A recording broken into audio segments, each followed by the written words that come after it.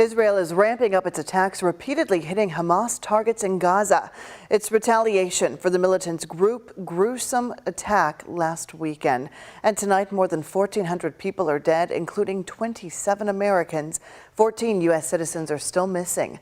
ABC's Tim Pulliam has the latest as the U.S. cities prepare for protests. In New York, police getting ready for massive protests Friday after that horrific Hamas attack in Israel. Online chatter calling for a global day of action. NYPD staffing up. We're trying to make sure that violence doesn't manifest on the streets of New York City. Israel military forces continue its defense attacks on Hamas targets in Gaza. Hundreds of men, women, and children murdered by terrorists in their homes and on the streets. Americans among those slaughtered are taken captive. To the families who may have loved ones in the hands of Hamas, what I told them is this.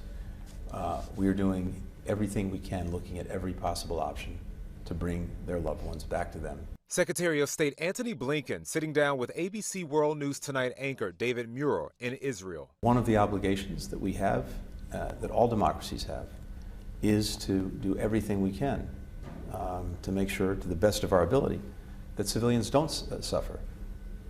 Israel is not targeting civilians. Hamas is very deliberately targeting civilians. Hundreds of civilians left wounded from airstrikes.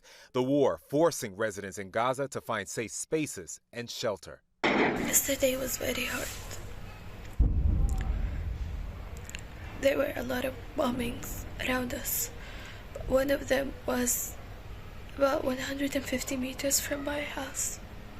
Federal officials say they are watching for any sign of terror threats here in the U.S. Police in major cities are warning synagogues and religious schools and other potential targets to be on high alert as they monitor protests on Friday.